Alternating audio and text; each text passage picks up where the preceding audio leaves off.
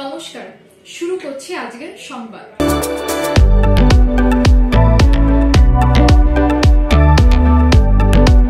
আবারও জামালপুর ব্লগে বন্যা পরবর্তী পরিস্থিতি খতিয়ে দেখতে গেলেন জেলা শাসক আয়েশা রানী। জেলা শাসক যোধ শ্রীরাম অঞ্চলের কোড়া ও শিয়ালি গ্রামে বাড়ি বাড়ি গিয়ে মানুষের সঙ্গে কথা বললেন এবং ঘর বাড়ির অবস্থা খতিয়ে দেখেন।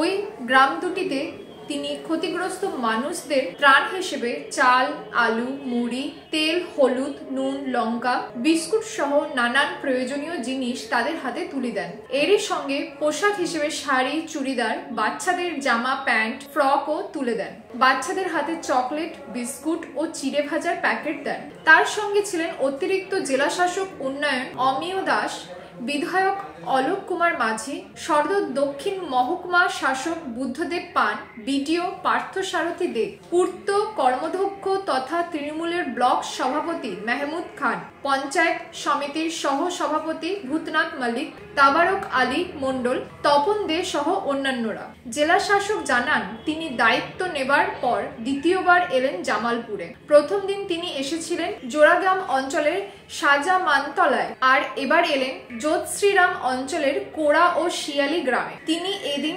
সকলের সঙ্গে দেখা করে কথা বলেন, তাদের সুবিধা অসুবিধার খোঁজ খবর নেন এবং ত্রাণ বিতরণ করেন। জামালপুরে যে অঞ্চলটা যেখানে বেশি বন্যা হয়েছিল তাদের অনেক লোকের বাড়ি নষ্ট হয়েছে, তারা ত্রাণ শিবিরে ছিল, আর কিছু লোকের এখনও কিছু বাঁধের উপরে আছে। তাদের পরিস্থিতি খতিয়ে দেখার জন্য আজকে এসেছি এবং আগামী দিনে এরকম যদি বন্যা হয়ে গেলে কী কী আমাদের প্রিভেন্টিভ কাজগুলো করতে হবে এগুলো দেখার জন্য পরিদর্শনে এসেছি এবং আজকে কিছু ত্রাণ বিতরণ করা হচ্ছে।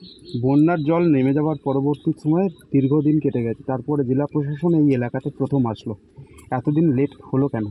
এখানে আমাদের তো বিডিও, এসডিও সবাই, এডিএমটা সবাই আগেই এসেছিলো, এটা বারবার আসা হচ্ছে, আর আজকে আমি নতুন জয়েন করেছি বলে আজকে এসছে। আগে বিডিও সাহেবরা সব এসেছিল এখানে। ম্যাডাম, আজকে আপনি নিজে দেখলাম অনেকগুলো বাড়িতে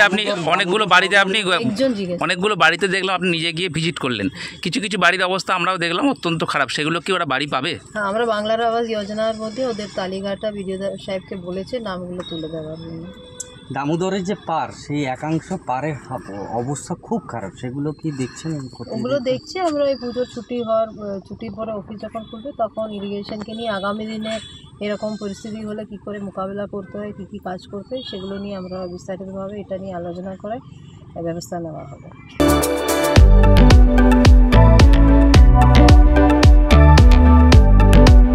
আজকের সংবাদ এই পর্যন্ত।